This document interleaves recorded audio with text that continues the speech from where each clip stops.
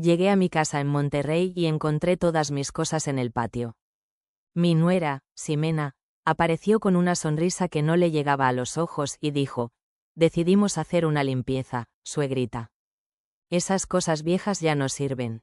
La miré fijamente, sintiendo el cansancio de 8 horas de autobús desde Guadalajara pegado a mis huesos, y respondí con una calma que no sabía que tenía: «Entonces también voy a limpiar lo que no me sirve más».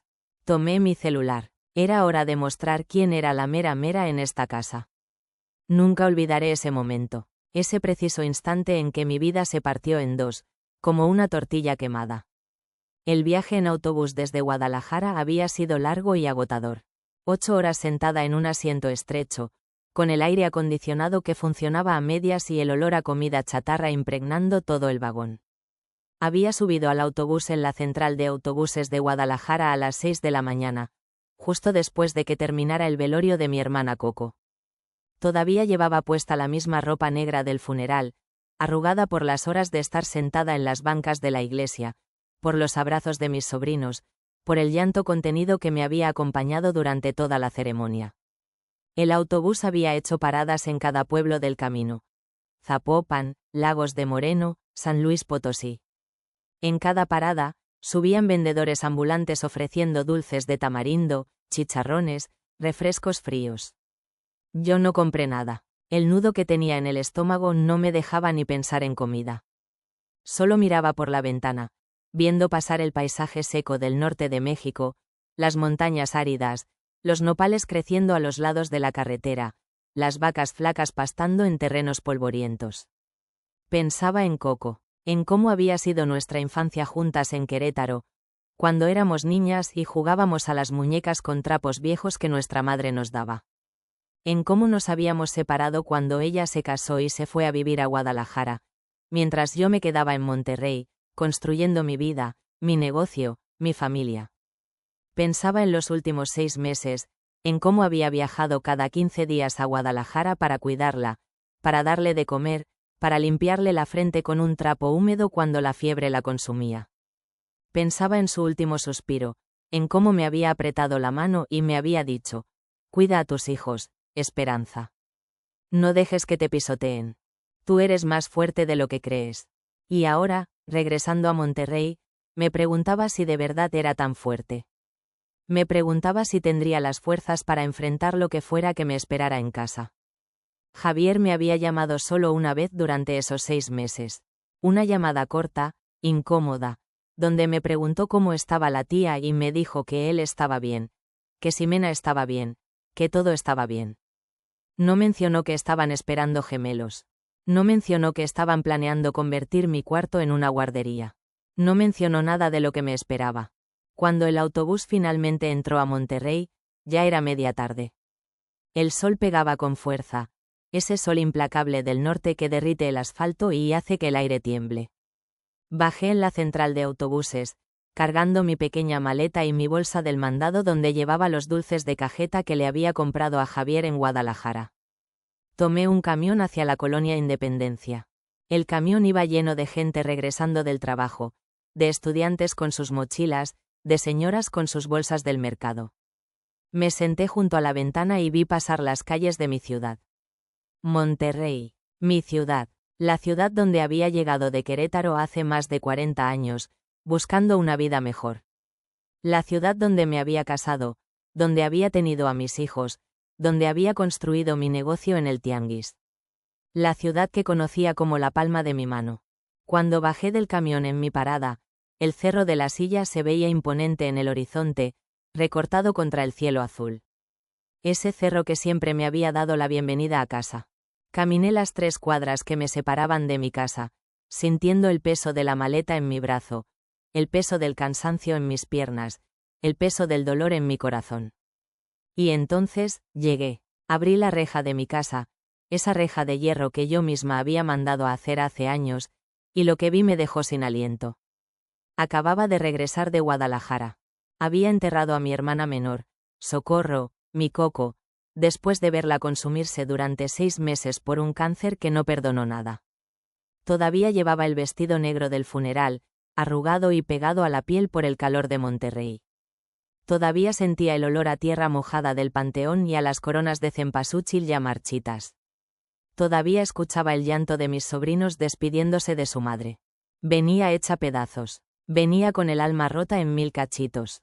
Venía necesitando un abrazo, un vaso de agua de horchata bien fría, una palabra amable de mi hijo Javier. Pero lo que encontré fue un silencio pesado, un silencio que gritaba más que cualquier palabra. Abrí la reja de mi casa.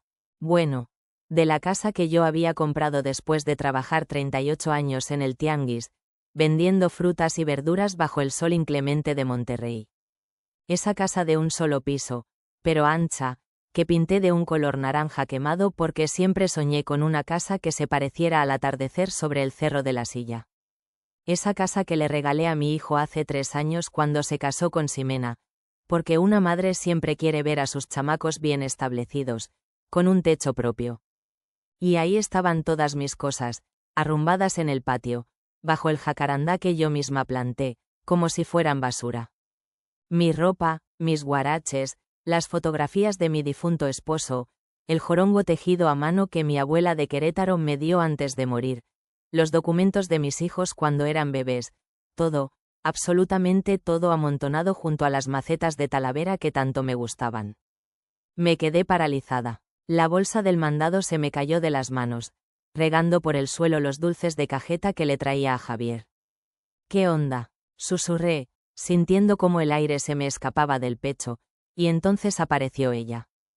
Ximena salió de mi casa con una sonrisa de selfie en el rostro. Llevaba un vestido nuevo, de esos que anuncian las influencers en Instagram y que cuestan un ojo de la cara. Traía el cabello recién teñido de un rubio que se veía falso bajo el sol, las uñas de acrílico larguísimas y un maquillaje impecable.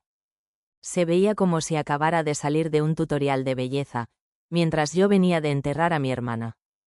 «Ay, suegrita, qué bueno que ya llegaste», dijo con esa voz cantadita y falsa que siempre usaba conmigo. Decidimos hacer una limpieza profunda de la casa. Ya sabes, todas esas cosas viejas ocupaban mucho espacio y, pues, ya no sirven. La miré fijamente. Mis manos, acostumbradas a cargar cajas de aguacates, temblaban. Cosas viejas, repetí despacio, saboreando el veneno en sus palabras. Ximena, esas son mis pertenencias. Están los álbumes de fotos de mis hijos, mis documentos personales, la ropa de... Ay, sí, ya sé, me interrumpió con un gesto de la mano, como si espantara un zancudo. Pero es que necesitábamos el espacio de tu cuarto. Vamos a convertirlo en el cuarto de los bebés. ¿No te dijo Javier? Estoy embarazada de gemelos. Sentí un golpe seco en el estómago. Gemelos. Y me enteraba así, con mis recuerdos tirados en el patio. Ximena, yo necesito hablar con Javier, logré decir, aunque la voz me salía quebrada, como un cántaro roto. Está trabajando, suegrita. Llega tarde, pero no te preocupes, dejamos un lugarcito para ti. Ven, te lo muestro.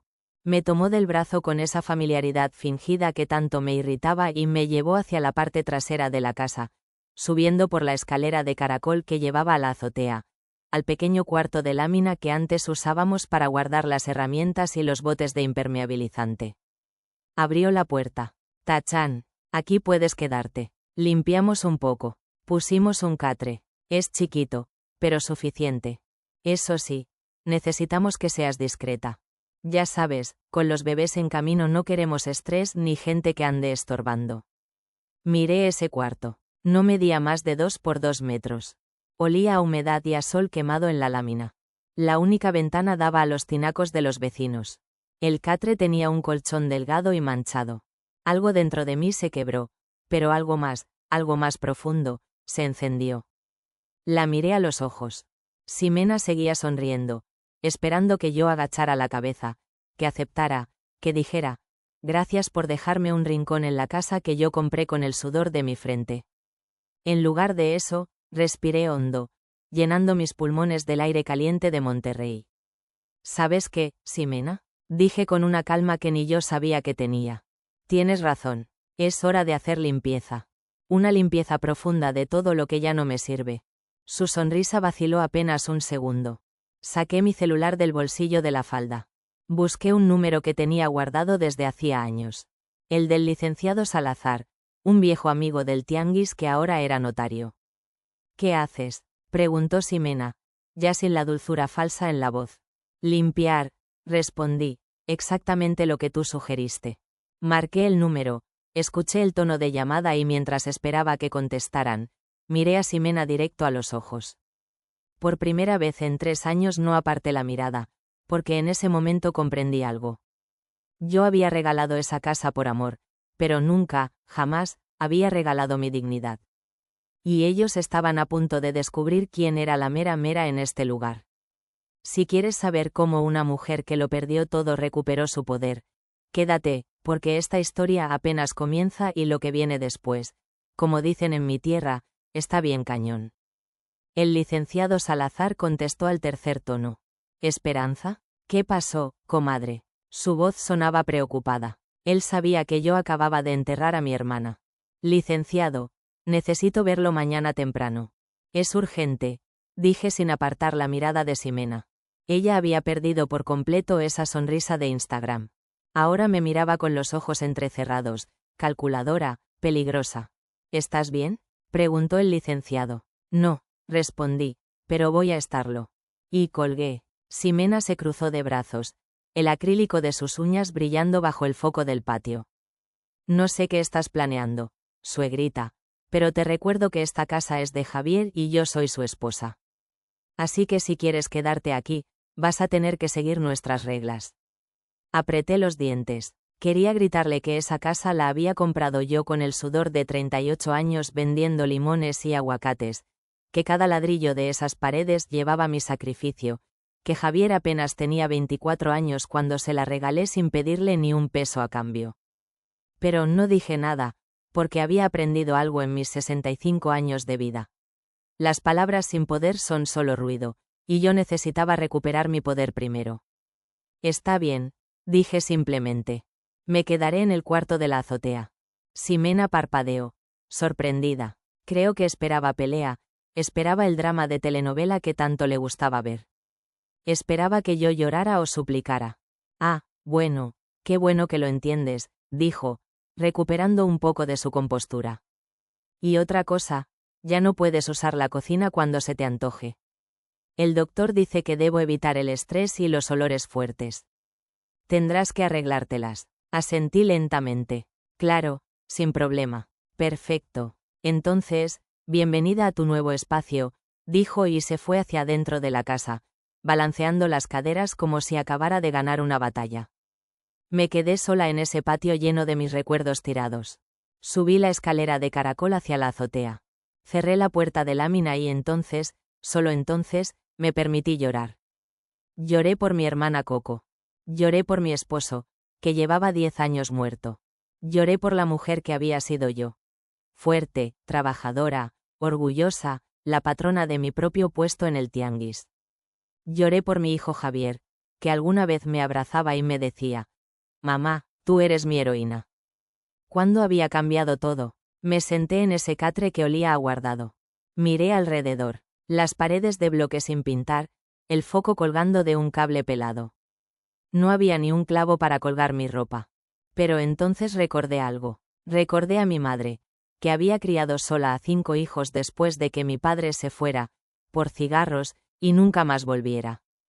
Recordé cómo nos decía: «Hijas, una mujer no es fuerte por lo que tiene, es fuerte por lo que es capaz de reconstruir cuando le quitan todo». Sequé mis lágrimas, saqué mi celular y empecé a tomar fotografías del cuarto, de mis pertenencias tiradas en el patio, de todo. Porque si algo me había enseñado la vida, es que la verdad siempre necesita pruebas. Esa noche Javier llegó pasadas las 11. Escuché su coche, un modelo reciente que yo no le conocía, estacionarse. Escuché voces, escuché la risa aguda de Ximena. Esperé, pensé que vendría a verme, que subiría a la azotea, que me preguntaría cómo estaba después del funeral de mi hermana. Pero no vino. A las 12 de la noche, cuando ya no aguanté más, bajé descalza por la escalera de caracol. Caminé por el pasillo de mi casa, sintiendo las baldosas frías bajo mis pies. Toqué la puerta de la habitación principal. «Javier», llamé suavemente. Silencio. Javier, hijo, necesito hablar contigo. La puerta se abrió apenas una rendija. Mi hijo asomó la cabeza. Se veía cansado, ojeroso, más delgado que la última vez que lo había visto. Mamá, es tarde, susurró. ¿Qué pasa? ¿Qué pasa? Repetí, sintiendo cómo la voz se me quebraba. Javier, tiraron todas mis cosas al patio, me pusieron en la azotea y ni siquiera me dijiste que Ximena está esperando gemelos. Él bajó la mirada. Mamá, yo iba a decírtelo, pero estabas en Guadalajara con lo de la tía Coco y... Acabo de enterrar a mi hermana, Javier. Acabo de despedirme de la única familia que me quedaba de mi generación. Y llego a casa para encontrar que me trataron como basura. No es personal, mamá, dijo él, frotándose los ojos. Es que necesitamos el espacio. Con los bebés en camino, las cosas tienen que cambiar. ¿Cambiar? Lo miré, incrédula. Javier, esta casa la compré yo. Se la regalé a ustedes porque pensé que me querrían aquí, que seríamos una familia. Y lo somos, mamá. Pero Ximena. Ella está estresada. El embarazo ha sido difícil. El doctor dice que no debemos contrariarla. ¿Y yo? Pregunté, sintiendo un nudo en la garganta. ¿Yo no importo? Javier suspiró, un suspiro largo y cansado. Claro que importas, mamá, pero tienes que entender. Ximena ahora es mi familia, mi prioridad. Tú misma siempre nos dijiste que cuando uno se casa, la esposa viene primero. Cada palabra fue como una puñalada. No así, hijo, susurré. No así, mamá, por favor, estamos cansados. Mañana hablamos, ¿sí? Trata de ser comprensiva. Y cerró la puerta. Me quedé parada en ese pasillo, temblando. Mi hijo, mi Javier, el niño al que le cambié pañales, al que le enseñé a leer, al que abracé cada vez que lloraba. Ese hijo me acababa de cerrar la puerta en la cara. Regresé a la azotea como un fantasma, pero ya no lloré. Porque algo dentro de mí había cambiado. La tristeza se estaba convirtiendo en otra cosa, en determinación, en una furia silenciosa, en la certeza absoluta de que esto no podía quedar así. Me senté en el catre y abrí el cajón de una pequeña cómoda que habían subido. Ahí guardaba algo que nadie sabía que tenía. Una carpeta vieja con todos los documentos importantes de mi vida. Empecé a pasar los papeles y lo que vi me geló la sangre, pero también me dio la primera arma que necesitaba para pelear. Lo que descubrí esa noche cambió todo. Y lo peor es que ellos no tenían ni la más remota idea de lo que estaba por venir. La carpeta temblaba en mis manos. Eran las 2 de la madrugada. El cuarto de lámina en la azotea estaba en un silencio absoluto, solo roto por el zumbido lejano de un camión en la avenida y el goteo de una llave mal cerrada en algún lugar de la casa. Pasé los documentos lentamente, sintiendo cómo el corazón me latía más rápido con cada hoja que leía. Yo siempre había sido ordenada con mis papeles. Tenía que serlo. Cuando creces sin nada, aprendes que un papel firmado puede ser más valioso que el dinero en la bolsa. Así que cuando le regalé el puesto del tianguis a Javier, lo hice bien, como se deben hacer las cosas. No fue solo un, ándale, hijo, ahora es tuyo. No, fuimos con el licenciado Salazar, cuando todavía no era un notario tan importante y tenía su despacho cerca del mercado. Creamos una pequeña sociedad, una SAS, me explicó él, para que todo fuera legal. Es tu patrimonio, Esperanza, y el patrimonio se cuida, me había dicho. Javier había aceptado, con los ojos llenos de gratitud. Durante el primer año, él me ayudaba los fines de semana, aprendiendo el negocio, éramos un equipo. Pero desde que se casó con Ximena, todo había cambiado. Miré los números y los nombres en el acta constitutiva de la sociedad, sintiendo cómo la sangre se me subía a la cabeza. Sociedad de Comercialización Villarreal e Hijos, SAS. Javier Villarreal, accionista mayoritario con el 99% de las acciones. Esperanza Villarreal, accionista minoritaria con el 1%. Lo había hecho así por consejo del licenciado, para protegerlo, para que él fuera el dueño, el patrón. Yo solo quería que él tuviera un futuro asegurado, algo que yo nunca tuve. Pero entonces, debajo de esa acta, encontré otros papeles que no deberían estar ahí. Eran copias de correos electrónicos y mensajes de WhatsApp que Ximena le había mandado a una abogada. Los había impreso y guardado, no sé por qué, quizás un presentimiento. Licenciada, le adjunto el acta constitutiva. Como ve, mi esposo tiene el 99%. ¿Qué necesitamos para disolver la sociedad y vender los derechos del puesto? Urge. Queremos el dinero para la entrada de un departamento en San Pedro. San Pedro, el municipio más rico de todo México. Mi puesto del tianguis, el lugar donde dejé mi espalda y mi juventud, convertido en un enganche para un departamento de lujo. Y luego, la respuesta de la abogada. Ximena, con el 99% de las acciones, tu esposo puede convocar una asamblea y tomar la decisión. El 1% de su madre no tiene poder de veto. Solo necesitarían notificarle. El proceso es sencillo. Sencillo. Vender 38 años de mi vida era sencillo. Sentí que el cuarto de lámina daba vueltas. Me tuve que sentar en el suelo, recargada contra la pared de bloque, tratando de respirar. No era dinero en una cuenta de ahorros lo que habían gastado. Era peor. Estaban tratando de venderme el alma. Me habían sacado de mi casa, me habían quitado mi espacio, me habían humillado, y ahora querían vender mi legado, el sudor de mi frente, para vivir una vida de apariencias que no les correspondía.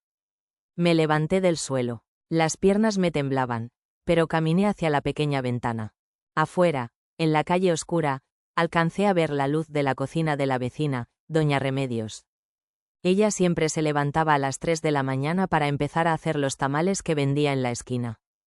Era una mujer mayor como yo, viuda como yo, una mujer que había trabajado toda su vida para sacar adelante a sus hijos. Y en ese momento, necesitaba hablar con alguien. Me puse un rebozo sobre el camisón y bajé sigilosamente la escalera de caracol. Caminé los 20 metros que separaban mi casa de la suya. Toqué suavemente la puerta de su cocina. ¿Quién? Preguntó la voz de doña Remedios. Soy yo, Reme. Esperanza. La puerta se abrió de inmediato. Doña Remedios me miró con preocupación. Ella sabía que yo acababa de regresar del funeral. Comadre, ¿qué haces despierta a estas horas? Pasa, pasa. Entré a su cocina pequeña y cálida.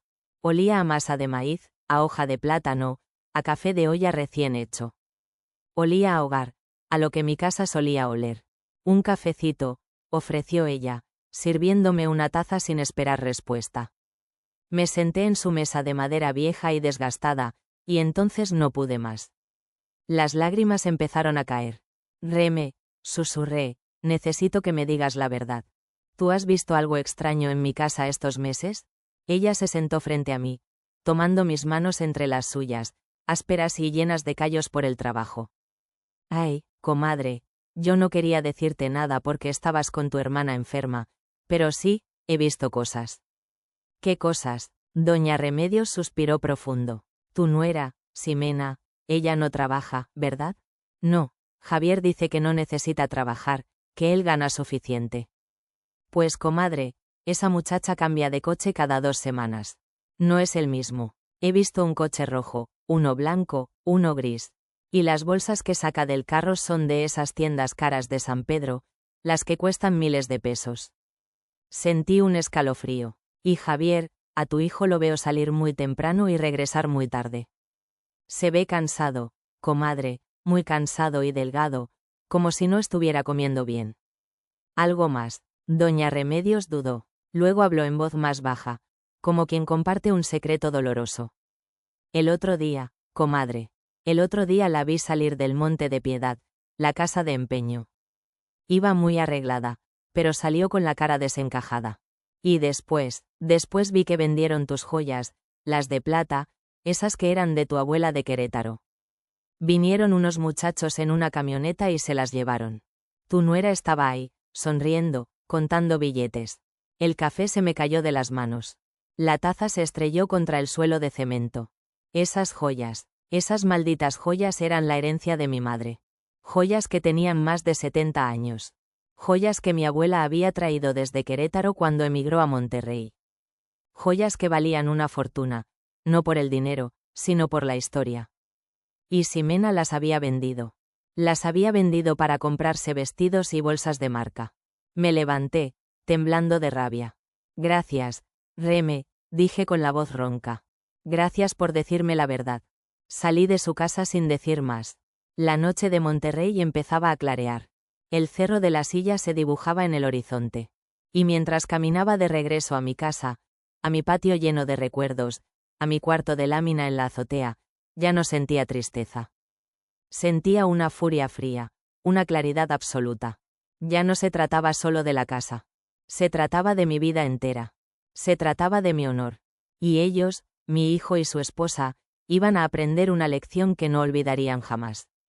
Iban a descubrir por qué en el tianguis todos me conocían como Doña Esperanza, la mujer que nunca se dejaba pisotear. A la mañana siguiente, no esperé a que saliera el sol. A las 6 en punto, ya estaba bañada y vestida con mi mejor ropa. Una falda negra, una blusa bordada que me había traído de Guadalajara y mis zapatos más cómodos. No desayuné. El nudo que tenía en el estómago no me dejaba pasar ni un sorbo de café. Bajé en silencio la escalera de caracol. La casa estaba en penumbra. Pasé por la sala y vi el desorden de la remodelación, cojines nuevos con etiquetas todavía puestas, una alfombra de un color chillón que no combinaba con nada y, en la pared, un cuadro abstracto enorme que parecía una mancha de pintura. Era la casa de una extraña. Salí a la calle. La colonia Independencia apenas despertaba. El aire era fresco. A lo lejos, el cerro de la Silla se veía majestuoso, como un guardián silencioso. Caminé hacia la parada del camión. No iba a gastar en un taxi. Cada peso contaba ahora. El despacho del licenciado Salazar estaba en el centro de Monterrey, en un edificio antiguo cerca de la macroplaza. Tomé 2 camiones para llegar. Cuando entré al edificio, el reloj de la pared marcaba las 8:30. La secretaria, una muchacha joven y amable, me miró con curiosidad. Buenos días, ¿en qué puedo ayudarla? Buenos días, señorita. Vengo a ver al licenciado Salazar. Soy Esperanza Villarreal. ¿Tiene cita, señora? No, pero dígale que soy su comadre del mercado de abastos. Él sabrá. La muchacha dudó un momento, pero luego se levantó y fue hacia la oficina del fondo. Un minuto después, la puerta se abrió de par en par. Esperanza, comadre, qué milagro, exclamó el licenciado Salazar, un hombre alto y robusto, con un bigote espeso y una sonrisa franca. Salió a recibirme con los brazos abiertos. Pasa, pasa, ¿qué te trae por acá tan temprano? Entré a su oficina. Era un cuarto grande, lleno de libros de leyes y con un escritorio de madera oscura que imponía respeto. En la pared, colgado con orgullo, estaba su título de abogado. Siéntate, por favor. ¿Un cafecito? ¿Un agua? Gracias, licenciado. Con un vaso de agua está bien. Me senté en una silla de cuero frente a su escritorio. Él se sentó también, su expresión cambiando de la alegría a la preocupación al ver mi rostro. Me enteré de lo de tu hermana Coco. Lo siento mucho, comadre. Era una gran mujer. Asentí, tragando saliva. Gracias, licenciado. Fue muy duro. Me imagino. Y ahora, dime, ¿qué pasa? Tu cara me dice que no vienes solo a saludar. Respiré hondo. Saqué de mi bolsa la carpeta con los documentos y la puse sobre su escritorio. Licenciado, necesito su ayuda. Se acuerda de la sociedad que formamos para el puesto del tianguis, ¿verdad? Él asintió, frunciendo el ceño. Claro que me acuerdo. Comercialización Villarreal e Hijos. Yo mismo la redacté. Pues parece que mi hijo y mi nuera quieren disolverla. Quieren vender el puesto. Le conté todo. Desde que llegué de Guadalajara y encontré mis cosas en el patio, hasta el cuarto en la azotea, los papeles que encontré y la conversación con doña Remedios sobre las joyas empeñadas. El licenciado escuchaba en silencio, su rostro endureciéndose con cada palabra que yo decía. Cuando terminé, se quedó callado por un largo rato, mirando los papeles sobre su escritorio. Luego, levantó la vista y me miró a los ojos. Híjole, comadre, qué poca madre tienen, dijo, usando la expresión con toda su fuerza. Esto no es solo una falta de respeto. Esto es un abuso de confianza y, en el caso de las joyas, podría ser hasta un robo. ¿Qué puedo hacer, licenciado? ¿Pueden quitarme el puesto así nomás? A ver, vamos por partes, dijo, poniéndose sus lentes para leer. Revisó el acta constitutiva de la sociedad, leyendo cada cláusula con atención. Mira, Esperanza, es verdad que Javier tiene el 99% de las acciones. Y es verdad que con eso puede convocar una asamblea y tomar la decisión de vender. Pero, hizo una pausa, y mi corazón dio un vuelco. Hay algo que ellos no saben, o que su abogada de pacotilla no les dijo. En los estatutos, incluí una cláusula especial, pensando precisamente en protegerte a ti. Buscó en el documento hasta que encontró la página. Aquí está, cláusula 12ª, derecho de tanto. Esto significa que, en caso de venta de los activos principales de la sociedad, el accionista minoritario, o sea tú, tiene el derecho preferente de comprar en las mismas condiciones que el tercero. En español, comadre.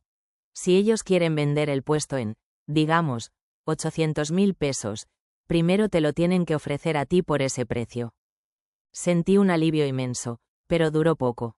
Pero, licenciado, yo no tengo 800.000 pesos. Ellos se gastaron todos mis ahorros. Lo sé, y ahí es donde entra la segunda parte. La venta de las joyas de tu abuela. ¿Tienes forma de probar que eran tuyas y que tenían un valor sentimental y económico importante? Tengo fotos, y doña Remedios los vio llevárselas. Perfecto. Y sobre el puesto, ¿tú sigues pagando los derechos del mercado, los impuestos, todo? Claro, Javier nunca se ha encargado de eso. Todo sigue a mi nombre. El licenciado sonrió por primera vez. Una sonrisa astuta, de abogado que sabe que tiene un buen caso. Entonces, comadre, tenemos por dónde empezar. No te voy a mentir, va a ser una pelea. Pero no estás sola. Vamos a hacer las cosas bien. Primero, vamos a notificarles formalmente, a través de mí, que estás enterada de sus planes y que te opones a la venta. Segundo, vamos a exigir la restitución de tus joyas o su valor equivalente. Y tercero, vamos a hacer una auditoría de la sociedad. Vamos a ver en qué se han gastado cada centavo del negocio. Se levantó y caminó hacia la ventana, mirando hacia la macroplaza. Quieren jugar rudo, vamos a jugar rudo. Creen que por ser una mujer mayor y trabajadora te pueden pisotear. Pero no saben con quién se metieron. No saben que tú, Esperanza Villarreal, eres más fuerte que el Cerro de la Silla. Me levanté también, sintiendo una fuerza que no había sentido en años. Ya no era la viejita desamparada que lloraba en un catre. Era doña Esperanza, la patrona, la que no se dejaba de nadie. ¿Cuánto le debo, licenciado?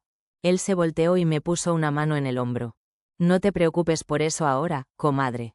Tú y yo somos amigos desde hace mucho. Ya nos arreglaremos después. Ahora, vete a casa, levanta la cabeza y no les demuestres que tienes miedo. Déjame a mí mover las piezas. Y por favor, no les digas nada de lo que hablamos. El factor sorpresa es nuestra mejor arma. Salí de su oficina sintiéndome otra.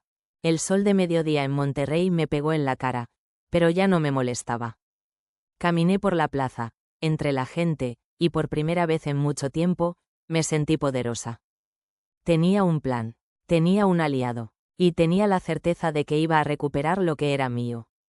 La guerra apenas comenzaba, pero yo ya había ganado la primera batalla. Regresar a casa fue diferente. El sol de la tarde pegaba con fuerza, pero yo ya no sentía que me quemaba, sino que me daba energía.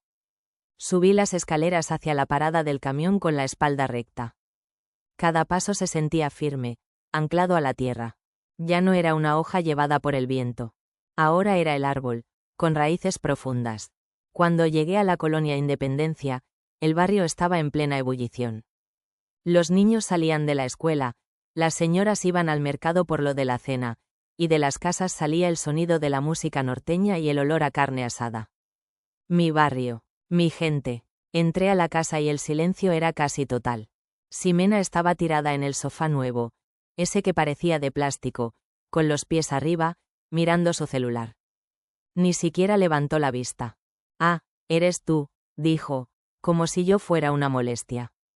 Sí, soy yo, respondí, y en lugar de subir directamente a la azotea, caminé hacia la cocina. Abrí el refrigerador, Estaba lleno de cosas que yo no reconocía. Leche de almendras, yogur griego, jamón serrano. Cosas de San Pedro, no de la colonia Independencia.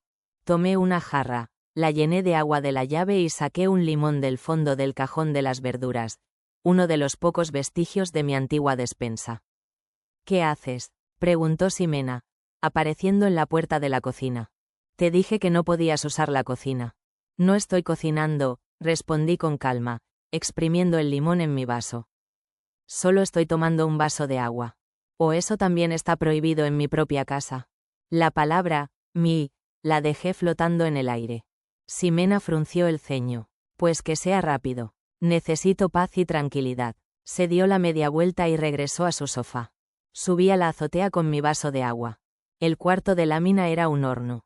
Pero en lugar de sentirme miserable, lo vi como un reto. Abrí la pequeña ventana para que corriera el aire. Con un trapo húmedo, limpié el polvo del suelo. Doblé la cobija del catre con precisión militar. Empecé a ordenar mis pocas pertenencias que había logrado rescatar del patio. Este era mi cuartel general. Mi trinchera. Y desde aquí, iba a pelear mi guerra. Esa tarde, mientras el sol bajaba y pintaba el cerro de la silla de tonos naranjas y morados, escuché llegar a Javier. Su andar era pesado, cansado. Lo escuché discutir en voz baja con Ximena. ¿Y mi mamá?, le preguntó él. Arriba, en su cuarto. Ni la he visto, mintió ella. Esperé, pero él no subió. Más tarde, el olor a pizza a domicilio inundó la casa. Nadie me ofreció una rebanada.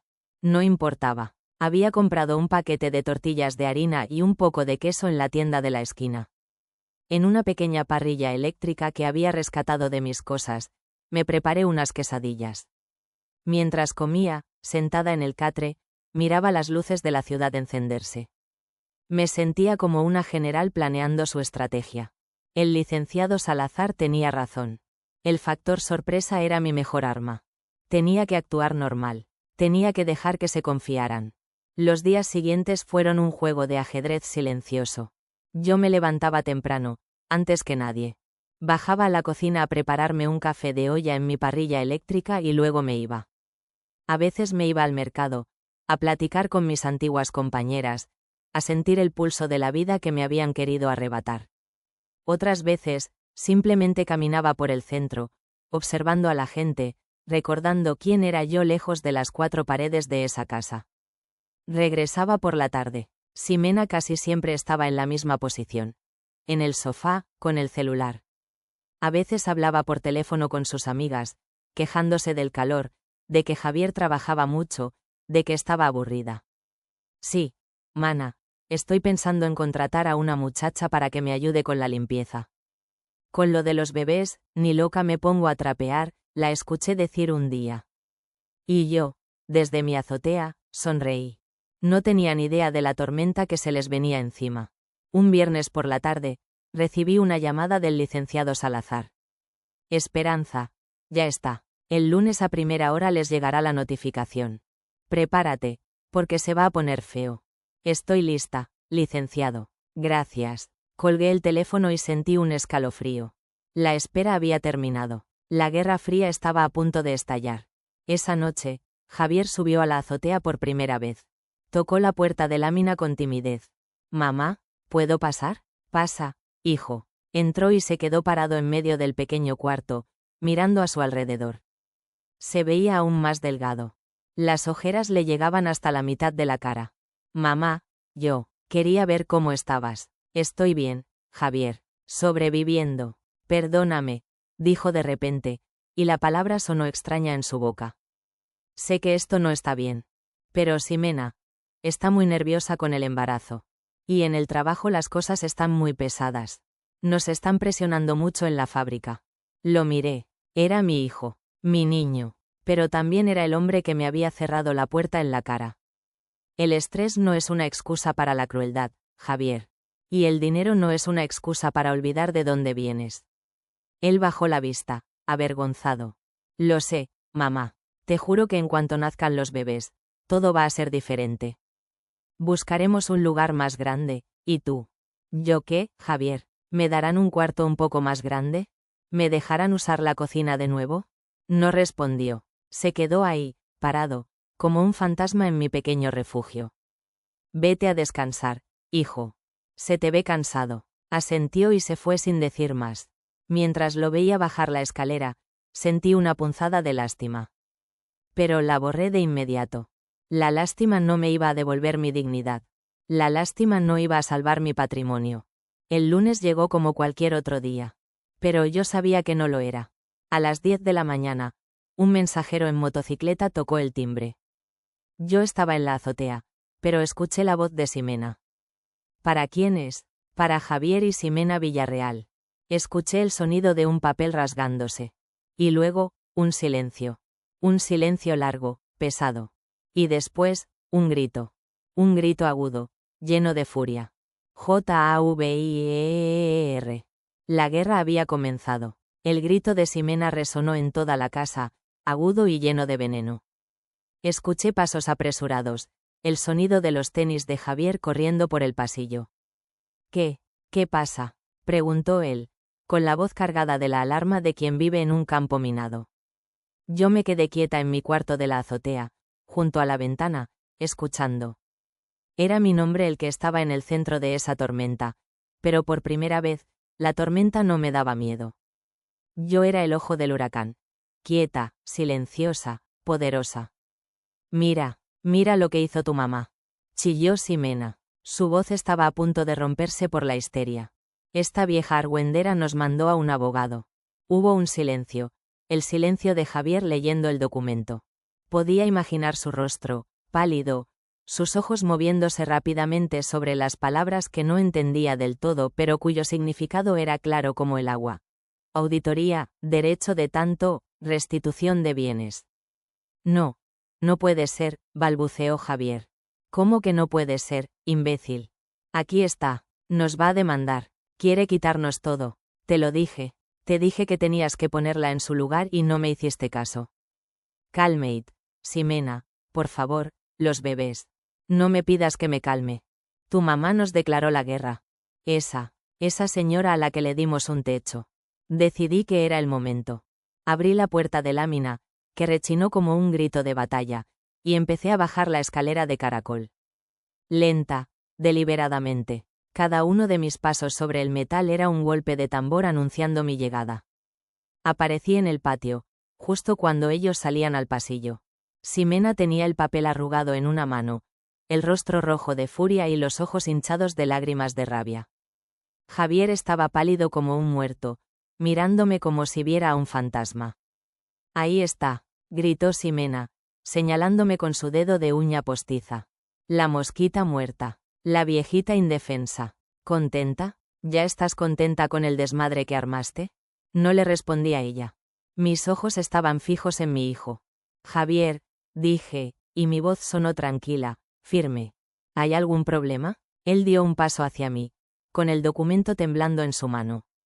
Mamá, ¿qué es esto? ¿Por qué? Podríamos haber hablado. Y entonces, toda la paciencia, toda la contención, se solidificó en una frase fría y cortante. ¿Hablar, Javier? Respondí, sin levantar la voz. Intenté hablar contigo, la noche que llegué de enterrar a mi hermana. Te busqué, te pedí que hablaras conmigo. Y me cerraste la puerta en la cara. Di un paso más, acortando la distancia entre nosotros. Ahora, como no quisiste hablar conmigo, vas a tener que hablar con mi abogado. La cara de Javier se descompuso. La culpa y la sorpresa luchaban en sus facciones. Ximena, en cambio, explotó. No te vas a salir con la tuya, vieja. Esta casa es de Javier. El puesto es de Javier. No tienes nada. Eso, dije, mirándola por primera vez a los ojos con una sonrisa helada, lo decidirá un juez.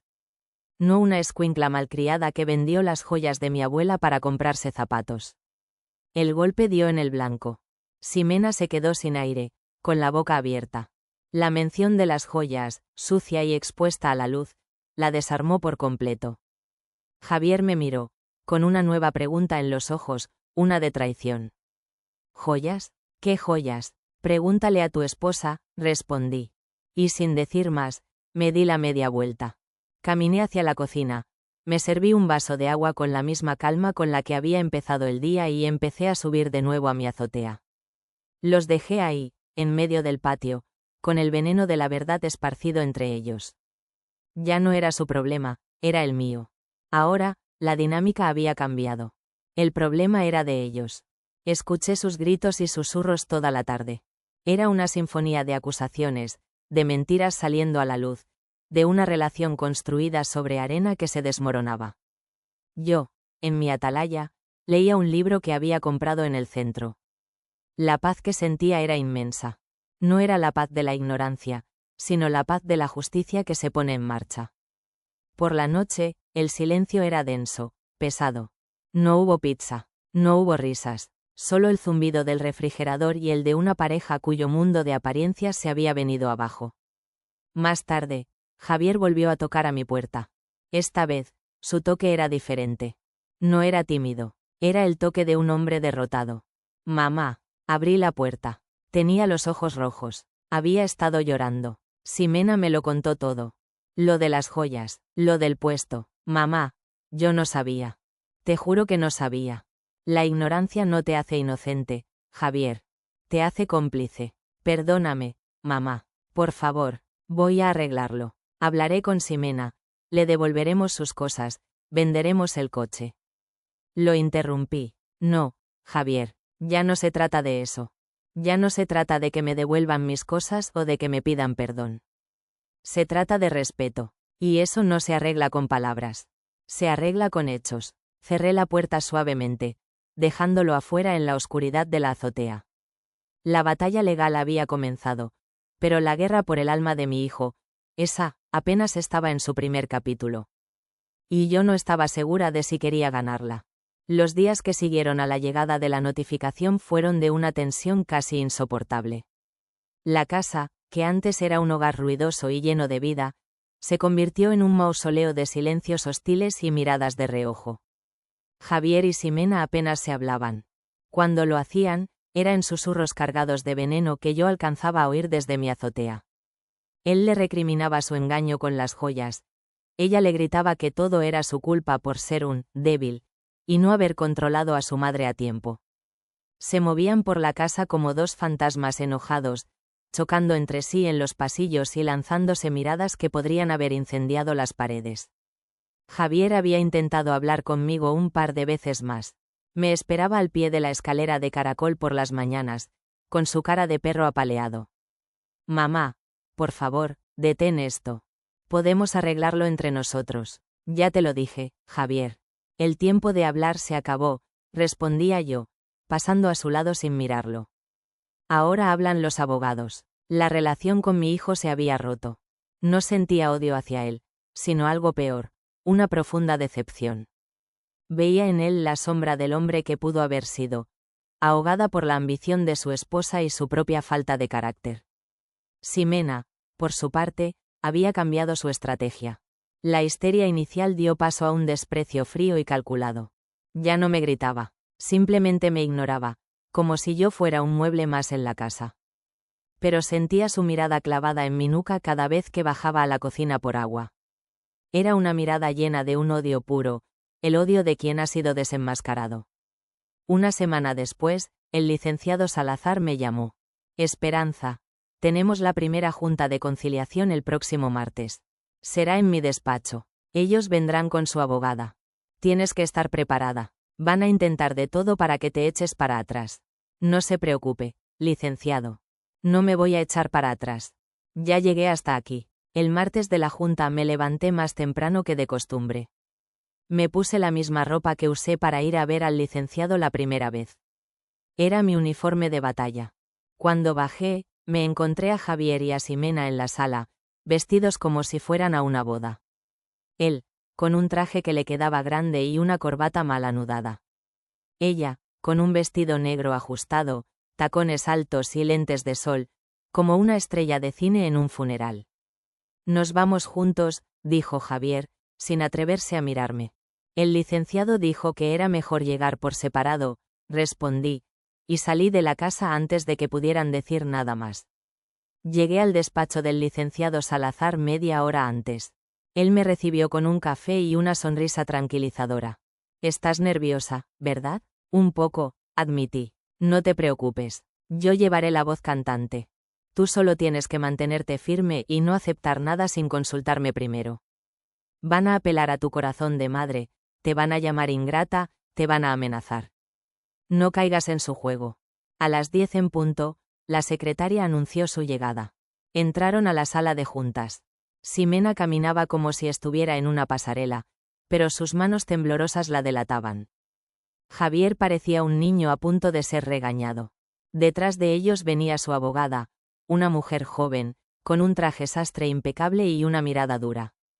La junta fue un infierno. La abogada de Ximena empezó con un discurso sobre la generosidad de mi hijo al darme un techo, y lo lamentable que era que yo pagara ese gesto con una demanda infundada. El licenciado Salazar la detuvo en seco. Licenciada, vamos a ahorrarnos el melodrama. Aquí no estamos hablando de sentimientos, sino de hechos. Y los hechos son que su clienta, la señora Ximena, dispuso ilegalmente de bienes que no le pertenecían, y que ambos intentaron vender un activo de una sociedad sin respetar el derecho de tanto del accionista minoritario. La abogada cambió de táctica. Ofrecieron devolverme mis cosas, las que estaban en el patio. Ofrecieron darme una cantidad de dinero mensual, una pensión, la llamaron. Mi cliente, dijo la abogada, refiriéndose a Javier, está dispuesto a darle a su madre 5.000 pesos al mes para sus gastos, a cambio de que retire esta demanda y disuelva la sociedad de una vez por todas. 5.000 pesos, el precio de mi dignidad, el precio de 38 años de mi vida. Miré al licenciado Salazar. Él negó sutilmente con la cabeza. La oferta es inaceptable, dijo él con voz potente. Mi clienta no está pidiendo caridad. Está exigiendo justicia. Exigimos la restitución total del valor de las joyas, que hemos valuado en 150.000 pesos, y exigimos que se respete su derecho de tanto sobre el puesto del tianguis. Ximena soltó una risa amarga. ¿150.000 pesos? Esas baratijas no valían ni 10.000. Tengo el avalúo de un joyero certificado, respondió mi abogado, sacando otro papel de su maletín. Y también tengo el testimonio de la persona que se las compró, quien está dispuesto a declarar que pagó mucho más que eso y que su clienta le aseguró que eran de su propiedad. La cara de Ximena se volvió de cera. Entonces, Javier habló por primera vez. Su voz era un susurro. Mamá, por favor, no tenemos ese dinero. Lo que sacó Ximena de las joyas, ya no está. Nos lo gastamos. Ese no es problema de mi clienta, intervino el licenciado Salazar. Ustedes generaron la deuda, ustedes tienen que pagarla. La junta terminó sin ningún acuerdo. Salieron del despacho furiosos. Ximena me lanzó una mirada que prometía venganza. Javier ni siquiera se atrevió a mirarme. Cuando me quedé a solas con mi abogado, me sentí agotada, pero también extrañamente victoriosa. Lo hiciste muy bien, Esperanza. Vieron que no vas de farol. ¿Y ahora qué, licenciado? Ahora, a esperar. La pelota está en su cancha. Tienen que conseguir el dinero para pagarte o negociar la venta del puesto contigo. Y créeme, no tienen muchas opciones. Regresé a casa en el camión, viendo pasar las calles de mi ciudad. Me sentía más fuerte que nunca. La batalla estaba lejos de terminar, pero yo había demostrado que no era una víctima. Era una guerrera, y mi guerra apenas estaba calentando motores. La casa se volvió un campo de hielo. La hostilidad ya no era un fuego crepitante, sino un frío que calaba los huesos. Javier dormía en el sofá. Podía oírlo toser por las noches, un sonido solitario y triste. Ximena se encerraba en su cuarto, y solo salía para ir al baño o para recibir paquetes de comida a domicilio, que pagaba con una tarjeta de crédito que seguramente ya estaba al límite. La notificación del abogado había sido un misil que destruyó las bases de su matrimonio de apariencias. Ahora, cada uno estaba en su propia trinchera, culpándose mutuamente por el desastre. La estrategia del licenciado Salazar era clara: apretar la soga poco a poco. Cada semana, enviaba un nuevo requerimiento. Primero, la solicitud formal de los libros contables de la sociedad. Luego, una carta al administrador del tianguis informando del litigio, lo que congelaba cualquier intento de venta por debajo del agua. Cada papel que llegaba era un nuevo clavo en el ataúd de sus planes. Un sábado por la mañana, mientras yo regaba las pocas plantas que habían sobrevivido en mi azotea, escuché un ruido inusual en el patio. Me asomé y vi a Javier, con ropa de trabajo, subiendo mis cosas a una camioneta pick-up vieja que le había pedido prestada a un amigo. Estaba recogiendo mis álbumes de fotos, mi ropa, el jorongo de mi abuela, todo lo que habían tirado al patio hacía semanas. Lo hacía en silencio, con una eficiencia sombría. Ximena lo miraba desde la puerta de la cocina, con los brazos cruzados y una expresión de furia contenida. Cuando terminó, subió a la azotea. «Mamá», dijo, sin aliento por el esfuerzo. «Ya subí tus cosas. Las puse en el cuarto de servicio de abajo. Está limpio. Para que ya no estés aquí arriba con el calor». El cuarto de servicio, el mismo que en la historia original me habían ofrecido como una limosna. Ahora, me lo ofrecían como una tregua. «Gracias, Javier», dije, sin emoción en la voz. «Pero estoy bien aquí». Su rostro se contrajo de dolor. «Mamá, por favor, estoy tratando de arreglar las cosas». Arreglar las cosas no es mover cajas de un lugar a otro, Javier. Es asumir la responsabilidad. ¿Ya pensaron cómo me van a pagar el dinero de las joyas que tu esposa se robó? La palabra, robó, fue como una bofetada. Retrocedió un paso. Estamos en eso. Voy a vender mi coche. Y le pedí un préstamo a la empresa. Bien, dije, y volví a mis plantas. Era un pequeño gesto, lo sabía.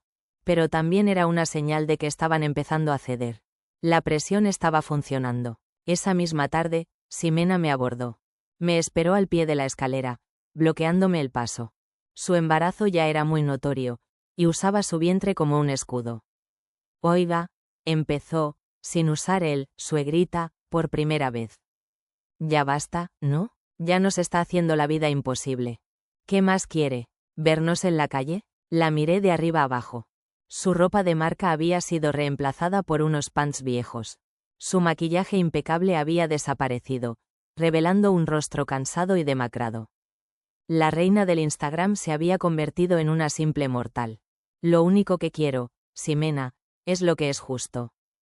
Quiero que me devuelvan lo que me quitaron. Ni un peso más, ni un peso menos. No tenemos dinero», gritó, y esta vez su voz se quebró de verdad. «Javier va a vender su coche, el único lujo que teníamos. Vamos a estar endeudados por años. ¿Eso la hace feliz? La felicidad no tiene nada que ver con esto. Esto se llama consecuencias. Son las consecuencias de tus actos. De tu ambición, de tu falta de respeto.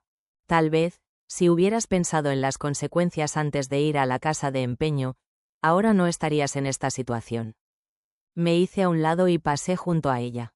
Su llanto frustrado me siguió por el pasillo. No sentí satisfacción. Solo un vacío inmenso. Esta no era la familia que yo había soñado. Esta no era la vida que yo quería para mi hijo.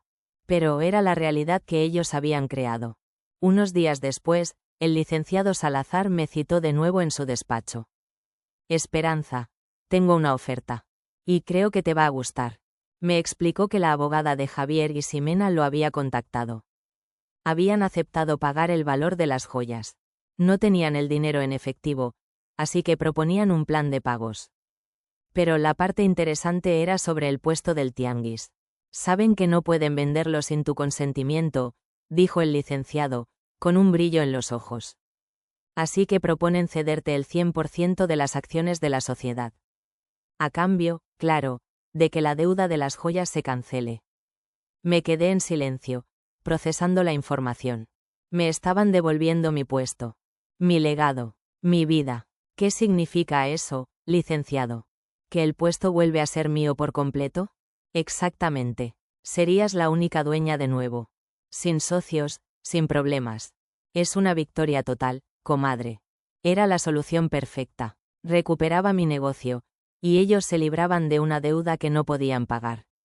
Era una forma de que todos salieran ganando, o al menos, de que dejaran de perder. «Acepto», dije, sin dudarlo. «Pero con una condición». El licenciado me miró, sorprendido. «¿Cuál?». «Quiero que el acuerdo se firme en mi casa.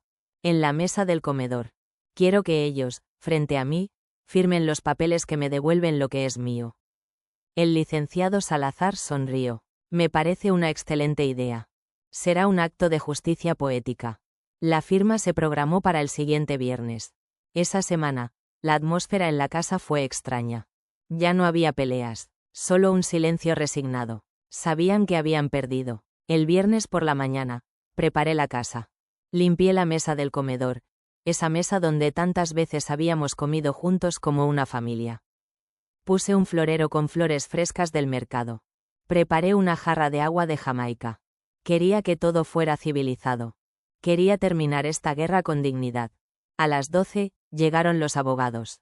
Mi licenciado, con su portafolio lleno de documentos. La abogada de ellos, con su cara de pocos amigos.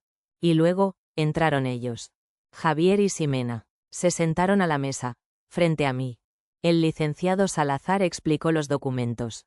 La cesión de acciones, la cancelación de la deuda, el fin del litigio. Sacó los papeles y una pluma. Firma aquí, Javier. Javier tomó la pluma. Sus manos temblaban. Me miró, una última vez, con los ojos llenos de una tristeza infinita. Y firmó. Luego, Ximena. Firmó con un gesto rápido y furioso, como si estuviera tachando un error. Y ya está. Era oficial. El puesto del tianguis volvía a ser mío. Bueno, dijo el licenciado Salazar, levantándose. Creo que nuestro trabajo aquí ha terminado. Los abogados se despidieron y se fueron. Nos quedamos los tres solos, en silencio, en la mesa del comedor. ¿Y ahora, qué?, preguntó Ximena, con la voz vacía. La miré a mi hijo, y supe que la guerra legal había terminado, pero la guerra familiar estaba en un punto muerto. Ahora, dije, levantándome de la mesa, ahora ustedes tienen que decidir qué van a hacer con sus vidas. Pero lo que sea que hagan, ya no será en mi casa. La batalla por la casa apenas iba a comenzar. La frase cayó sobre la mesa del comedor con el peso de una lápida. Ya no será en mi casa. Javier se quedó paralizado, con la pluma todavía en la mano, como si la firma le hubiera drenado toda la sangre del cuerpo. Ximena, por otro lado, se levantó de un salto, la silla raspando el suelo con un ruido estridente. ¿Qué? ¿Ahora también nos quieres echar a la calle? No puedes hacernos esto. Estoy embarazada. Su voz, que había sido un susurro de derrota, volvió a encontrar su tono agudo y beligerante. Esta casa es de Javier. Tú se la regalaste. Legalmente, no puedes corrernos. Tenía razón. Y lo sabía. La abogada seguramente se lo había confirmado. La batalla por el puesto había sido ganada en el terreno de los negocios, de los papeles de una sociedad. Pero la casa era diferente. Era un regalo envenenado, pero un regalo al fin y al cabo. No le respondí, simplemente la miré, y luego miré a mi hijo. Quería ver su reacción. Quería saber si el hombre que había firmado la devolución de mi negocio tenía la decencia de reconocer que también me había quitado mi hogar. Javier finalmente levantó la vista. Sus ojos estaban llenos de una desesperación que nunca le había visto. Mamá, por favor, ¿a dónde vamos a ir? Con los bebés en camino. Ese, Javier, ya no es mi problema, dije, y la frialdad en mi propia voz me sorprendió.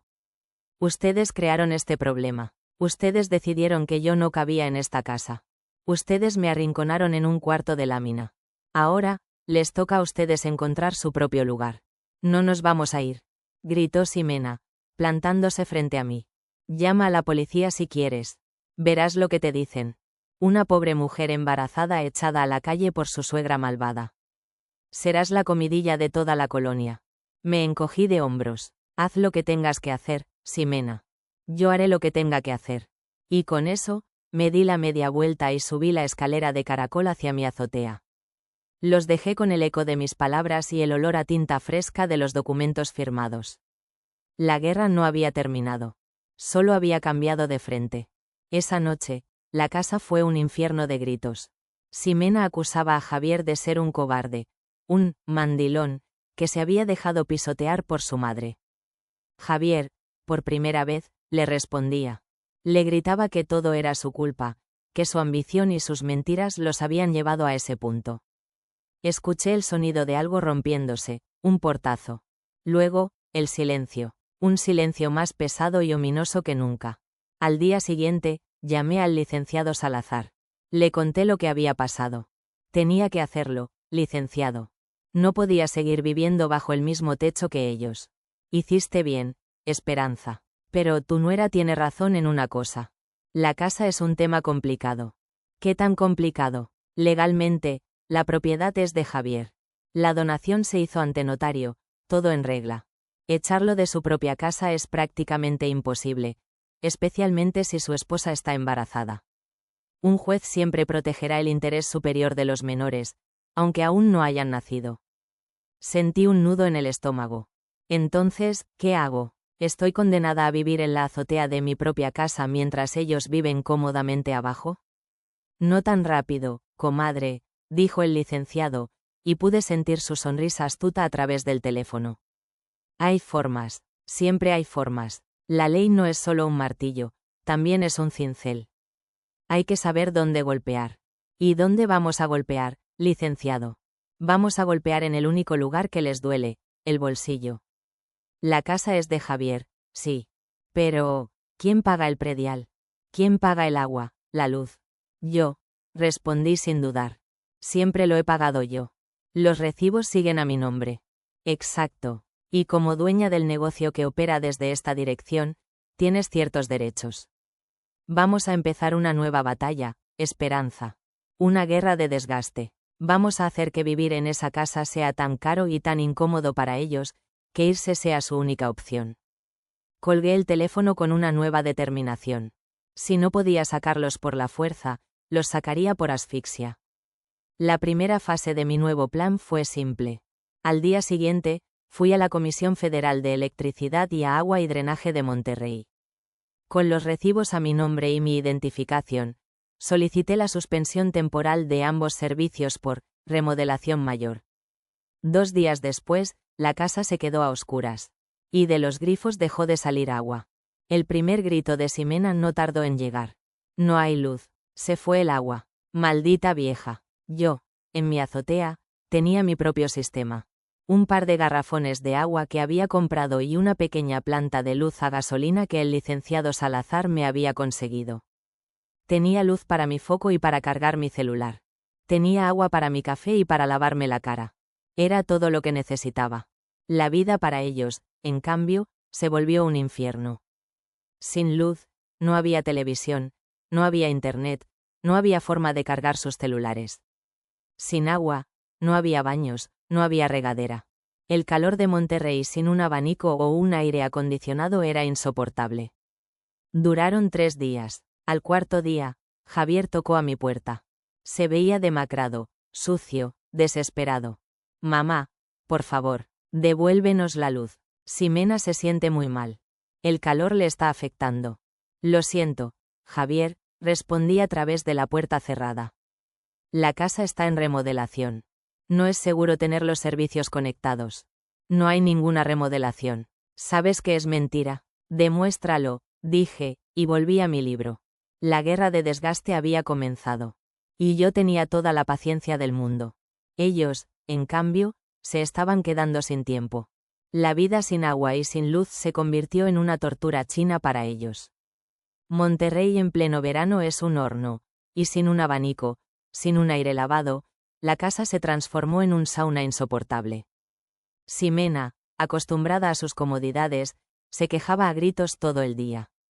La oía maldecir, llorar de frustración, culpar a Javier por todo. Su relación, ya fracturada, se pulverizó bajo el peso de la incomodidad. Javier intentó ser práctico. Compró hielo para mantener frías algunas bebidas en una hielera. Compró velas. Iban a comer a fondas baratas del barrio, gastando el poco dinero que les quedaba.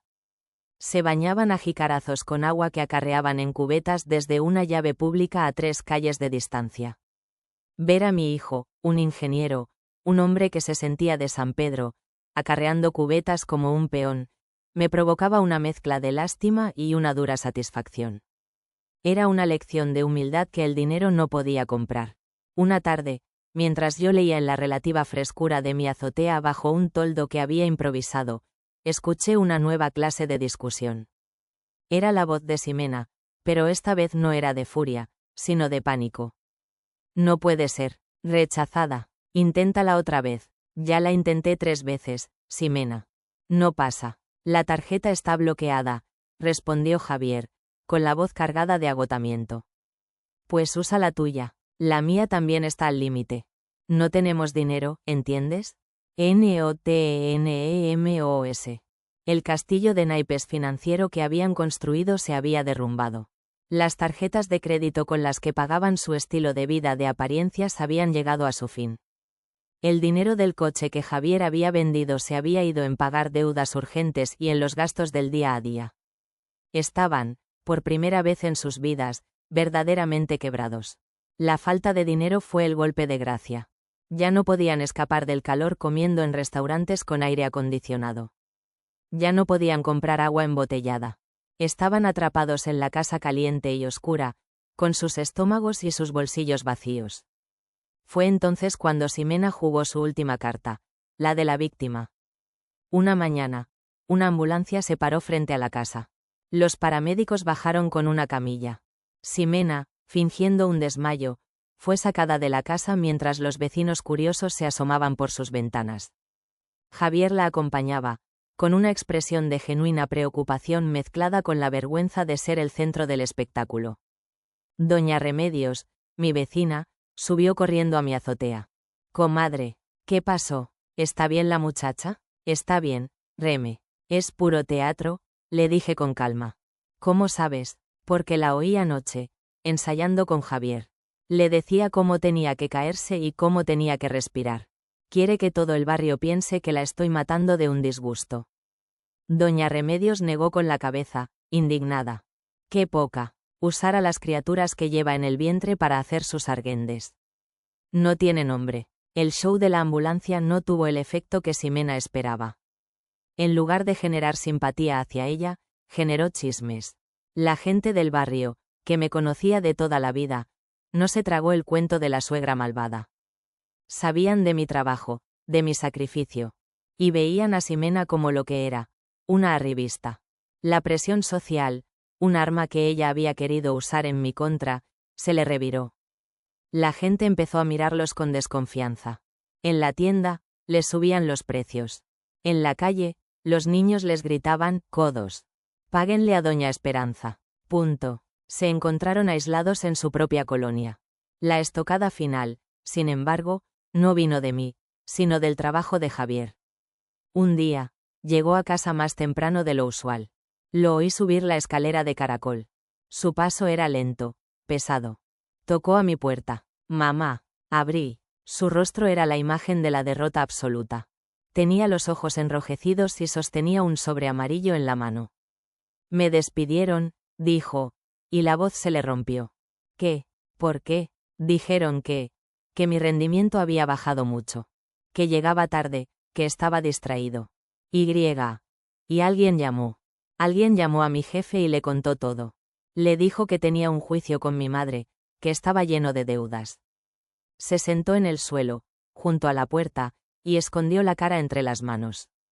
Lloró como un niño, con sollozos que le sacudían todo el cuerpo. Y yo, por primera vez en meses, sentí que mi coraza de furia se agrietaba. Era mi hijo, mi niño, y estaba roto. Me senté a su lado, en el suelo polvoriento de la azotea. No lo abracé, no le dije que todo iba a estar bien. Simplemente me quedé ahí, en silencio, acompañándolo en su miseria. Dejé que llorara, que sacara todo el veneno, toda la frustración, toda la vergüenza. Cuando finalmente se calmó, levantó la vista. Perdí, mamá, lo perdí todo. Mi trabajo, mi casa, mi familia. No lo has perdido todo, Javier, le dije suavemente. A veces, uno tiene que perderlo todo para darse cuenta de lo que de verdad importa. Se quedó mirándome, como si no entendiera. Nos vamos, mamá, dijo finalmente. Hablé con Ximena. Ya no podemos seguir aquí. Es imposible. Nos vamos a ir a Guadalajara, con sus padres. Hasta que encontremos qué hacer. La palabra, Guadalajara, me trajo el recuerdo de mi hermana Coco, del dolor, del inicio de toda esta pesadilla. Pero ahora, sonaba diferente. Sonaba a un final, a un nuevo comienzo. Es una buena decisión, hijo. ¿Me perdonas?, preguntó, y en su voz había una súplica genuina, infantil. Lo miré a los ojos. Vi al niño que le enseñé a andar en bicicleta, al joven que se graduó con honores, y al hombre que se había perdido en el camino. El perdón no es una palabra, Javier. Es un camino. Y es un camino que vas a tener que recorrer tú solo. Pero, añadí, y le puse una mano en el hombro, el camino de regreso a casa siempre estará abierto. Se levantó, se secó las lágrimas con el dorso de la mano y asintió. Gracias, mamá. Bajó la escalera, y yo me quedé en la azotea, viendo cómo el sol se ponía una vez más sobre el cerro de la silla. La guerra había terminado. No hubo ganadores ni perdedores. Solo sobrevivientes. Y un largo, largo camino hacia la paz. La mudanza fue un asunto rápido y silencioso. No tenían mucho que llevarse. Los muebles nuevos y llamativos que Ximena había comprado a crédito fueron recogidos por la tienda departamental. El coche de lujo ya había sido vendido. Lo que quedaba de sus vidas cabía en un par de maletas y algunas cajas de cartón. Los vi desde la ventana de la sala, esa ventana que ahora volvía a ser mía. Javier cargaba las cajas en la camioneta de un amigo, el mismo que lo había ayudado a subir mis cosas a la azotea. Se movía con la resignación de un hombre que ha aceptado su derrota. Ximena, por su parte, dirigía la operación desde la sombra del porche, con sus lentes de sol puestos, como si quisiera esconderse del mundo. Su vientre abultado era lo único que recordaba la promesa de una nueva vida que ahora parecía tan lejana. Cuando terminaron, Javier se acercó a la puerta. Yo ya lo esperaba. Bueno, mamá. Ya nos vamos, dijo, sin poder mirarme a los ojos. Que les vaya bien, hijo. Cuídate, y cuida a tu familia. Asintió, y por un momento pareció que quería decir algo más, pero las palabras no le salieron. Se dio la media vuelta y caminó hacia la camioneta. Ximena ya estaba adentro, mirando al frente, sin despedirse. Ni siquiera un gesto, ni una mirada. Para ella, yo ya no existía. Vi cómo la camioneta se alejaba por la calle, hasta convertirse en un punto en la distancia. Y entonces, un silencio profundo llenó la casa. Pero no era el silencio hostil de los últimos meses. Era un silencio de paz.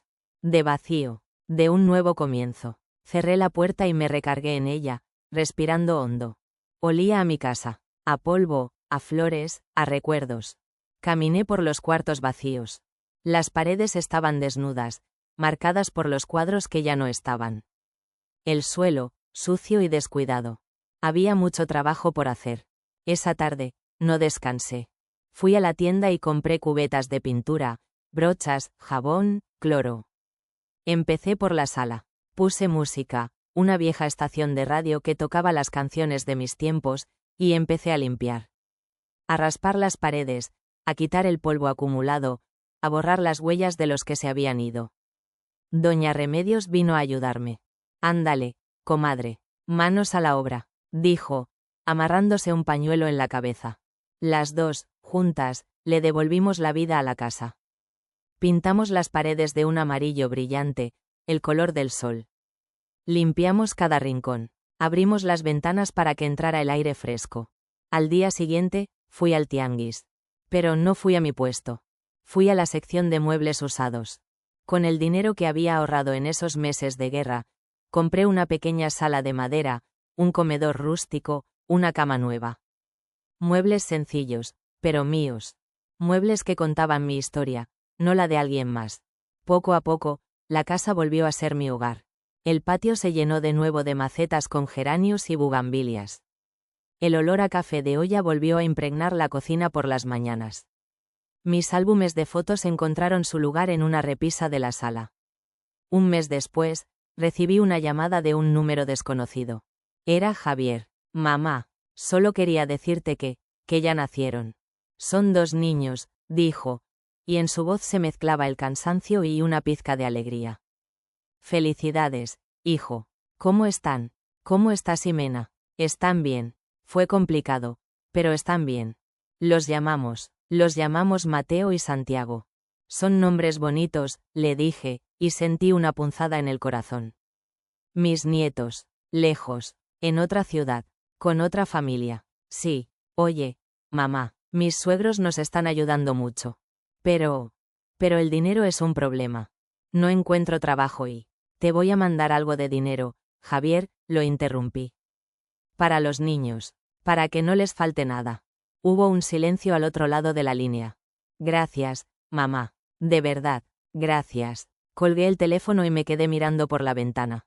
El cerro de la Silla se erguía majestuoso, como siempre. La vida seguía. La guerra había terminado, y en su lugar, quedaban las ruinas y la difícil tarea de la reconstrucción. No solo de una casa, sino de una familia. No sé si Javier y yo volveremos a ser lo que éramos antes. No sé si alguna vez conoceré a mis nietos más allá de una fotografía.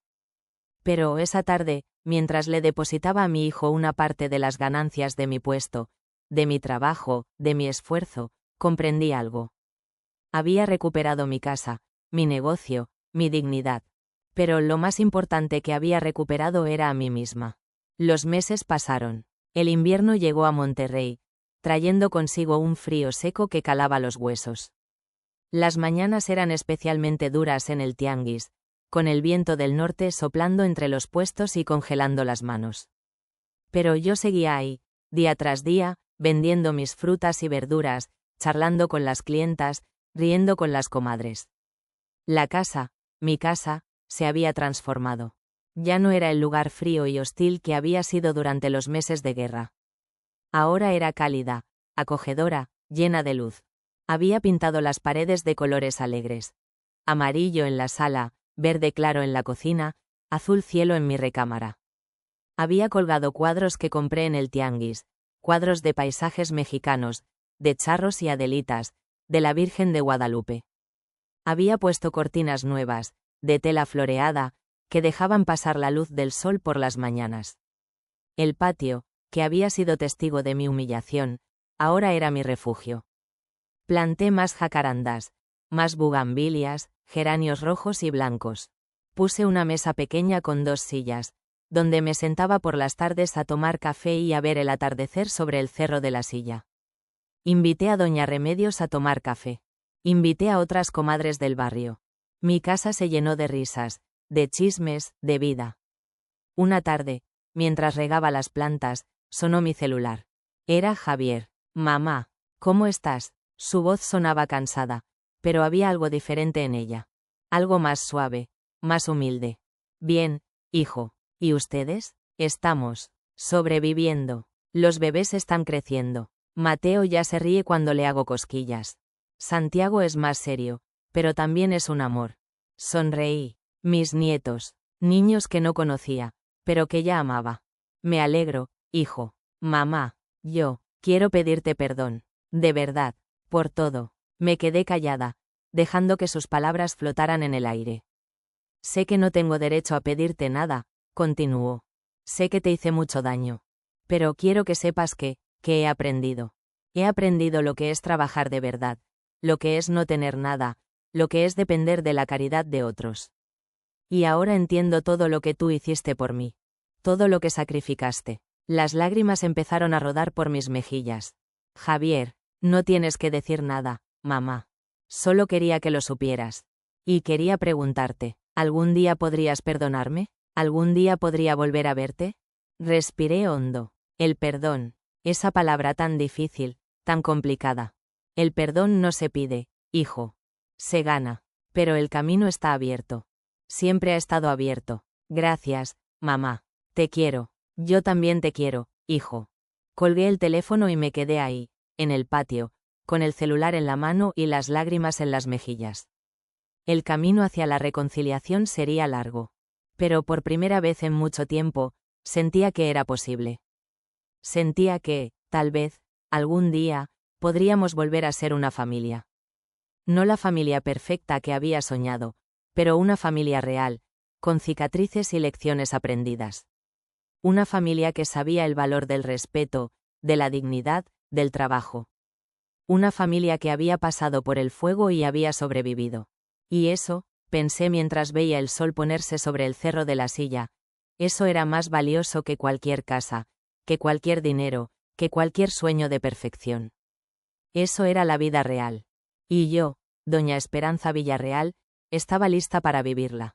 Y esa, doña Esperanza Villarreal, la patrona, la guerrera, la sobreviviente, esa mujer no la iba a perder nunca más. Los días en el tianguis se convirtieron en mi terapia. Cada mañana, cuando llegaba a mi puesto y empezaba a acomodar las frutas y verduras, sentía que dejaba atrás los problemas, las preocupaciones, el dolor. El tianguis era mi refugio, mi santuario. Ahí, entre el ruido y el caos, encontraba paz. Las clientas me saludaban con cariño. Buenos días, doña Esperanza. ¿Cómo está? Bien, gracias a Dios. ¿Y usted, señora? ¿Qué se le ofrece hoy? Dame 2 kilos de jitomate, 1 kilo de cebolla y medio de chile serrano. Enseguida, señora. Mire, estos jitomates están hermosos, recién llegados de Sinaloa. Las conversaciones eran simples, cotidianas, pero me llenaban el alma. Me recordaban que la vida seguía, que había cosas más importantes que los pleitos y las traiciones. Había comida que poner en la mesa, familias que alimentar, vidas que vivir. Una mañana, llegó al puesto una muchacha joven, de unos 20 años. Traía un bebé cargado en un rebozo. Se veía cansada, con ojeras profundas y el cabello despeinado. ¿Cuánto cuesta el kilo de frijol, señora? Me preguntó, con la voz tímida. 20 pesos, mi niña. Sacó de su bolsillo unas monedas y las contó.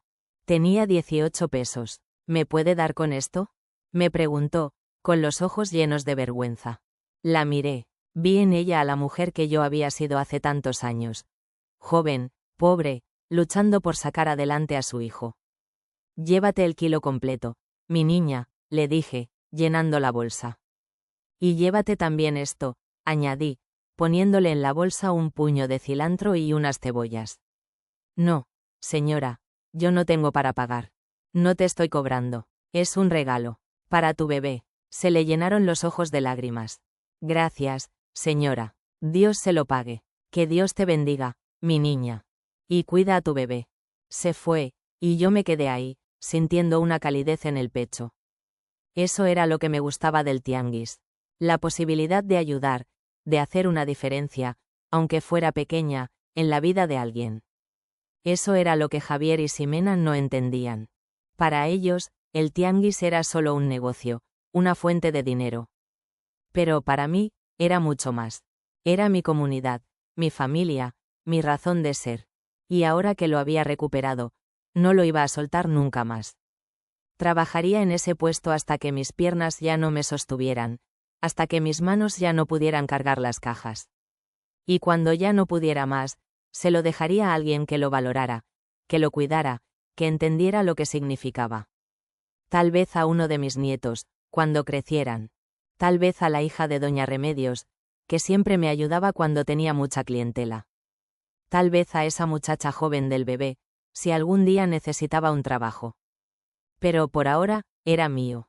Y eso me bastaba. San Pedro Garza García, el municipio más rico de México. Un lugar de calles limpias, de casas enormes con jardines perfectamente cuidados, de centros comerciales de lujo donde una blusa podía costar lo que yo ganaba en un mes. Un lugar donde la gente conducía coches importados, donde los niños iban a escuelas privadas que costaban fortunas, donde las señoras se hacían cirugías plásticas como si fueran al salón de belleza. Ese era el mundo al que Ximena quería pertenecer. Ese era el sueño que la había cegado, que la había convertido en lo que era. Una mujer dispuesta a robar, a mentir, a traicionar, con tal de mantener una imagen que no le correspondía. Yo había ido a San Pedro solo un par de veces en mi vida. Una vez, cuando Javier me llevó a comer a un restaurante elegante para celebrar su graduación. Me sentí fuera de lugar, con mi ropa sencilla, entre tanta gente vestida de marca. La otra vez, cuando fui a una tienda departamental a comprarle un regalo de cumpleaños a Javier. Los precios me parecieron obscenos. Un perfume que costaba 3.000 pesos. Una camisa que costaba 1.500. ¿Quién podía pagar eso? Pero para Ximena, eso era normal. Eso era lo que ella quería. Y para conseguirlo, había estado dispuesta a vender mi alma, mi historia, mi legado. Ahora, Sin embargo, ese sueño se había desvanecido. Ahora, Ximena estaba en Guadalajara, viviendo con sus padres, en una casa modesta, sin los lujos a los que se había acostumbrado. Y yo estaba en mi casa de la colonia Independencia, en mi barrio de trabajadores, rodeada de mi gente. Y era feliz, porque había aprendido algo importante. La felicidad no se compra. La felicidad no está en las casas grandes, ni en los coches lujosos, ni en la ropa de marca. La felicidad está en las cosas sencillas. En un café de olla por la mañana, en una plática con las comadres, en el olor de las flores del patio, en la satisfacción de un día de trabajo bien hecho. Esa era la lección que Ximena nunca había aprendido. Y tal vez nunca la aprendería. Pero eso ya no era mi problema. El Cerro de la Silla. El símbolo de Monterrey. Una montaña con forma de silla de montar que se veía desde casi cualquier punto de la ciudad. Un cerro que había sido testigo de mi vida entera en Monterrey. Lo veía todas las mañanas cuando salía de mi casa. Lo veía desde mi puesto en el tianguis. Lo veía por las tardes, cuando regresaba a casa, recortado contra el cielo naranja del atardecer. Ese cerro era mi compañero silencioso. Mi recordatorio de que, aunque la vida fuera dura, aunque los problemas fueran grandes, siempre había algo más grande, algo permanente, algo que no cambiaba. Cuando me sentía triste, miraba el cerro y me decía, Esperanza, tú eres como ese cerro. Fuerte, inamovible, capaz de resistir cualquier tormenta. Y era verdad, había resistido la muerte de mi esposo. Había resistido años de trabajo duro. Había resistido la traición de mi hijo y mi nuera. Y seguía ahí, de pie, como el cerro. El cerro de la silla me daba fuerza. Me recordaba mis raíces, mi ciudad, mi lugar en el mundo. Y cada vez que lo miraba, sentía gratitud. Gratitud por estar viva, por tener salud, por tener un techo, por tener trabajo. Gratitud por las pequeñas victorias, por las lecciones aprendidas, por las cicatrices que me habían hecho más fuerte. Ese cerro era Monterrey, y yo era parte de Monterrey. Y eso nunca iba a cambiar. Los tamales de Doña Remedios eran famosos en toda la colonia. Se levantaba a las 3 de la mañana para prepararlos. Hacía tamales de puerco en salsa roja, de pollo en salsa verde, de rajas con queso, de dulce con pasas. Los envolvía en hojas de maíz con una destreza que solo dan los años de experiencia. Los cocía en una olla enorme, en su estufa de gas, durante horas. Y a las 6 de la mañana, ya estaba en su esquina, con su canasta de tamales humeantes, gritando, tamales. Tamales calientitos. La gente hacía fila para comprarle. Los trabajadores que iban a la fábrica, los estudiantes que iban a la escuela, las señoras que salían temprano al mercado. Todos querían los tamales de Doña Remedios. Yo también. Cada mañana, antes de irme al tianguis, pasaba por su esquina y le compraba 2 tamales. Uno de puerco y uno de rajas. Los comía en el camión, mientras iba hacia el mercado, saboreando cada bocado. Eran deliciosos, la masa suave y esponjosa, el relleno sabroso y bien condimentado. Eran el desayuno perfecto para empezar el día. Doña Remedios y yo éramos amigas desde hace más de 20 años. Habíamos criado a nuestros hijos juntas, habíamos compartido alegrías y tristezas, habíamos sido testigos de las vidas de la otra. Ella había estado ahí cuando mi esposo murió. Yo había estado ahí cuando su hijo mayor se fue a trabajar a Estados Unidos y no volvió. Éramos comadres, en el sentido más profundo de la palabra. Y durante la guerra con Ximena y Javier, ella había sido mi roca. Mi confidente, mi apoyo. Sin ella, no sé si habría tenido la fuerza para pelear. Por eso, ahora que todo había terminado, le estaba agradecida. Y se lo demostraba comprándole tamales todas las mañanas, ayudándola cuando necesitaba algo, siendo su amiga como ella había sido la mía. Puerto Vallarta, el lugar donde Javier y Ximena habían ido de vacaciones, gastando dinero que no tenían. Un resort de lujo en la playa, con albercas infinitas, con restaurantes gourmet, con habitaciones con vista al mar. Todo pagado con tarjetas de crédito que ahora estaban al límite. Yo nunca había ido a Puerto Vallarta. Nunca había ido a ninguna playa, de hecho. No había tenido tiempo, ni dinero, ni ganas. Mi vida había sido trabajar, criar a mis hijos, sobrevivir. Las vacaciones eran un lujo que no me podía permitir. Pero no me arrepentía, porque había construido algo más valioso que recuerdos de playas y hoteles. Había construido una vida, había construido un negocio, había construido una familia, y aunque esa familia se había roto, aunque esa vida había sido difícil, era mía. Era real, no era una ilusión comprada a crédito. Tal vez algún día, cuando fuera más vieja, cuando ya no pudiera trabajar en el tianguis, me daría el lujo de ir a la playa. Tal vez iría con mis nietos, si algún día los conocía. Tal vez iría sola, a sentarme en la arena y a ver el mar. Pero por ahora, mi lugar estaba aquí. En Monterrey, en mi casa, en mi tianguis, en mi vida, la comida mexicana, los sabores que me habían acompañado toda la vida. El café de olla, endulzado con piloncillo y aromatizado con canela. Los tamales de Doña Remedios, envueltos en hojas de maíz. Las quesadillas de queso Oaxaca, doradas en el comal. El agua de horchata, dulce y refrescante. El machacado con huevo, el desayuno típico de Monterrey. El cabrito, asado a las brasas. Los tacos de barbacoa, con su consomé caliente. El pan dulce, las conchas y las orejas. La cajeta de Celaya, espesa y dulce. Esos sabores eran mi identidad. Eran mi cultura. Eran mi México. Y cada vez que comía, cada vez que preparaba algo en mi cocina, sentía que me conectaba con mis raíces, con mi historia, con todas las mujeres de mi familia que habían cocinado antes que yo. La comida era amor, era memoria, era resistencia. Y yo, Doña Esperanza Villarreal, seguiría cocinando, seguiría comiendo, seguiría viviendo, hasta mi último día. Las noches en Monterrey eran especiales. Después del calor sofocante del día, cuando el sol finalmente se ocultaba detrás del cerro de la Silla, llegaba una brisa fresca que hacía la vida más llevadera. Me gustaba sentarme en el patio, en mi mesita pequeña, con una taza de té de manzanilla, y simplemente estar. Escuchaba los sonidos del barrio. Los niños jugando en la calle, los perros ladrando, las televisiones encendidas en las casas vecinas, el ruido lejano del tráfico en la avenida principal. Eran sonidos familiares, reconfortantes. Sonidos que me decían que estaba en casa. A veces, Doña Remedios venía a acompañarme. Traía su propia silla y nos sentábamos juntas, en silencio o platicando de cosas sin importancia. De cómo habían estado las ventas ese día, de qué había cocinado para la cena, de las noticias que habíamos visto en la tele. Eran conversaciones simples, pero valiosas. Eran el tipo de conversaciones que solo se tienen con las verdaderas amigas, con las comadres de toda la vida.